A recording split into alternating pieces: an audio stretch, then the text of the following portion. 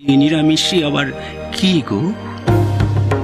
ক্ষুধা নিবৃত্তির জন্য সামনে যা পাবে সাধক তাই সে খাবে।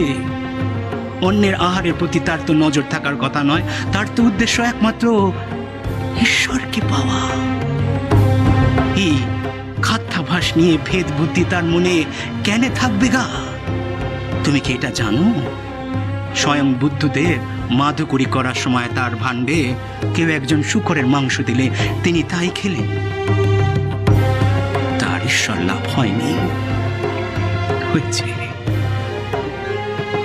গেরুয়া পড়লে সাধক সন্ন্যাসী হওয়া যায়নি গো লীলেচরণ।